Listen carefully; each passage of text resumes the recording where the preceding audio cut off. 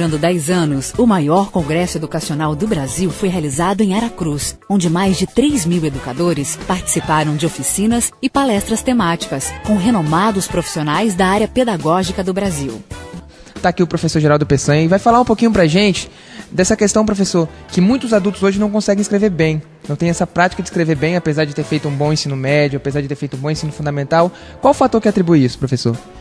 Eu acho que principalmente é fazer uma diferença inicial, né? Normalmente, alguns professores dizem para os alunos que quem lê bem ou quem lê bastante também escreveria bem. E isso não é uma verdade, porque nós temos pessoas analfabetas completamente que conseguem ter senso crítico, conseguem pensar sobre problemas da sua natureza social, conseguem pensar sobre sua realidade de vida, mas ela não consegue produzir um texto gráfico sobre aquilo que está pensando.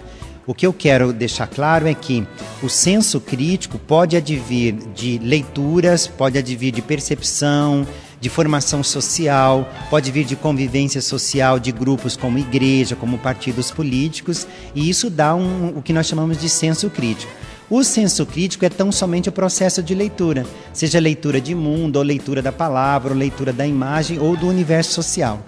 No entanto, a escrita requer domínios de ferramentas que dão o que nós chamamos produto final, seja redação ou texto gráfico.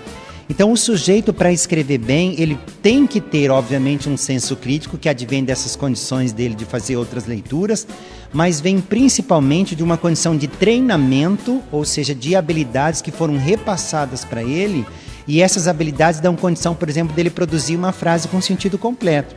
Eu posso pensar numa frase e posso não conseguir colocar aquela frase no papel. Muitas vezes você está dando aula e os alunos dizem assim: professor, eu entendi tudo o que o senhor disse, mas eu não consigo colocar no papel. E é exatamente aí que está o problema.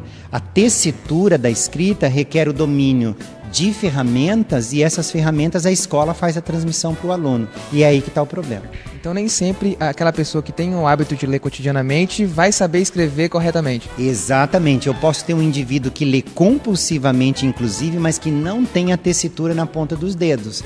Ou seja, ele pode ler todo tipo de literatura, pode ter um senso crítico, mas na hora dele produzir uma tessitura, um tecido de escrita, essa escrita necessita dessas habilidades que a escola transmite, que o professor elabora, lapida, e é essa condição primordial para ele produzir um bom texto. Falando um pouquinho do seu livro que você está lançando agora, como é que se torna um professor inesquecível na vida de um aluno? Então, essa história do professor inesquecível, ela passa por algumas situações, assim. A primeira delas normalmente, eu pensava que os professores inesquecíveis eram todos aqueles professores assim, irretocáveis. O professor simpático, amável, carinhoso, aquele professor que sempre tinha uma palavra amiga. Então eu comecei a perguntar textualmente para as pessoas como eram os professores inesquecíveis que elas tinham na memória.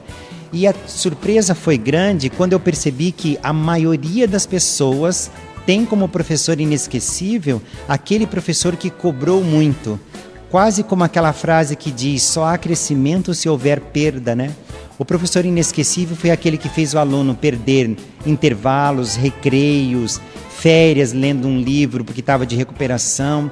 Ou seja, foi aquele sujeito que exigiu um pouco mais porque tinha certeza que o aluno poderia dar algo mais.